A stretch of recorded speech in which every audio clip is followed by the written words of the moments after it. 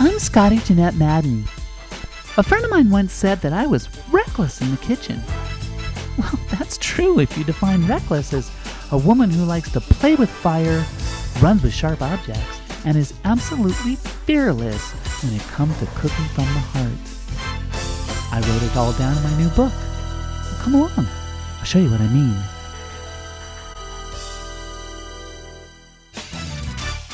Hi everybody, welcome to Reckless 3. As you've been following along, you know that I'm going through the chapters of my book, my new cookbook, Recklass in the Kitchen, A Year of Light, Laughter, Love, and Food. And if this is the third chapter, we're up to November. Now, Thanksgiving is probably one of the high holy days of foodies. And this particular one that I write about in the book was not just gratifying for the foodiness in us, but it was also deeply soulful in how we came to what I call the second phase of coming out. When anybody in the LGBTQIA plus community comes out to their family, you're kind of talking about something that people in your family may have no clue about, never even gave it a second moment's thought. It's the most important thing in our lives for a while, and not even on their radar. And that was true for my brother-in-law, Mikey, who I write about in the book.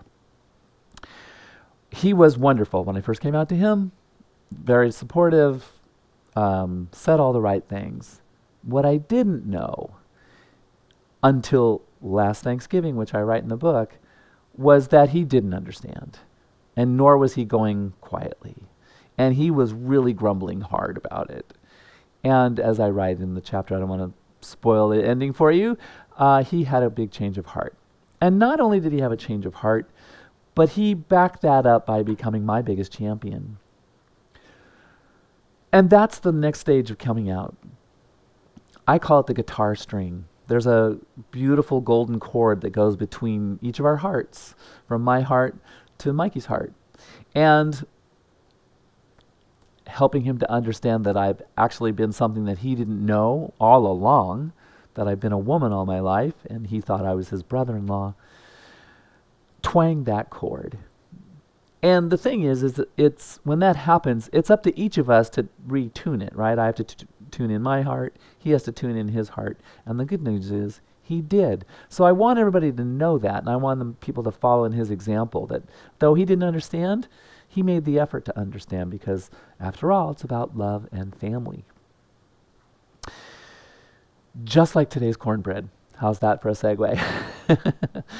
What I wanted to do, as I said, I'm never going to give you the recipe that I talk about in the book, because that's what the cookbook is for, but this is a recipe that didn't make it in, and it's one of my favorites. It's I call it voodoo cornbread, and that's voodoo in reference to maple, bacon, and jalapeno. Whenever I put those three things together, I call it voodoo, kind of like the 420 culture does when they do that on a donut. I do it in cornbread.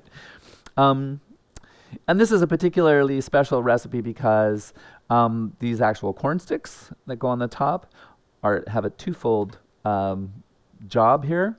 Number one, they look beautiful. Number two, I like to put so much jalapeno inside of it that sometimes the cornbread itself can burn people out. So if you're hanging out with your friends, and some of them are soft mouths, as I call them, make the corn sticks without the jalapeno, and that way they can pull one off and still enjoy them. These particular corn sticks, though, are also one of Marcy's favorites. One of her favorite memories as a child was eating corn sticks that her mom made, and she would wax poetic about this corn sticks pans. So one day we actually found them in an antique store, and she was stoked out of her mind, especially because they were only 50 cents. So they're on there now because Marcy likes them. That's it for this time. See you next time on Recklass.